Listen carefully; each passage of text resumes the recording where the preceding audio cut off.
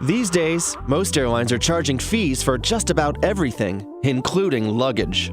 So, how can you bring all of this without checking anything in?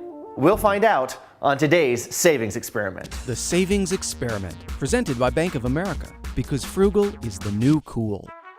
At first glance, it looks as though airfares are the lowest they've been in more than a decade.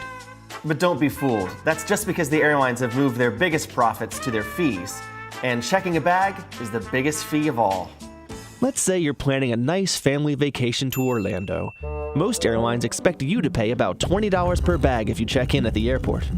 And for a family of 4, that can mean as much as $160 round trip. And don't even think about adding a second bag or going over the 50-pound weight limit. That's $60 and $90 per bag, respectively. So the idea here is to not check anything. Well, what about the notion of shipping your stuff down?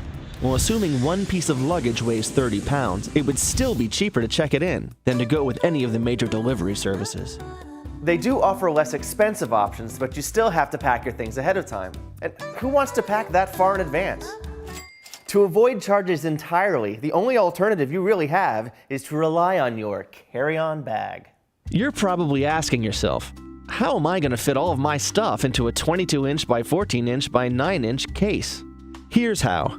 The idea is to pack efficiently by bringing durable, multifunctional clothing that's appropriate for various situations. You can't go wrong with a pair of dark jeans, a nice button-down shirt, and the always classy dark sport coat. I also like to save space by leaving the bulky sweater in favor of a lighter fleece, skipping the sandals and going with flip-flops, and packing swim trunks that can double for shorts.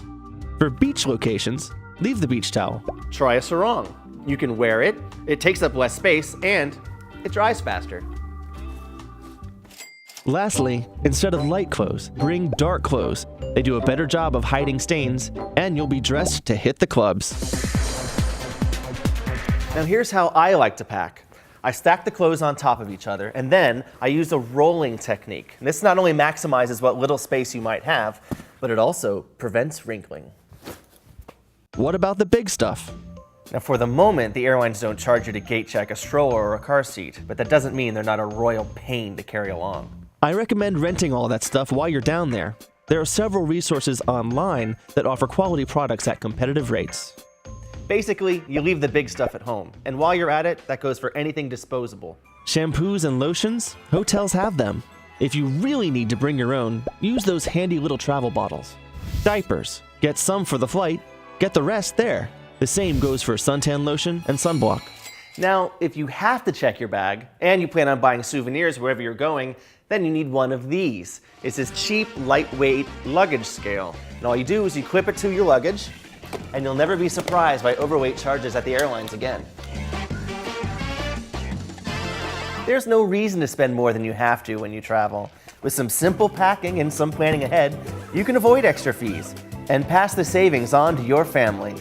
How about it, kids? For more great videos, come visit us at walletpop.com.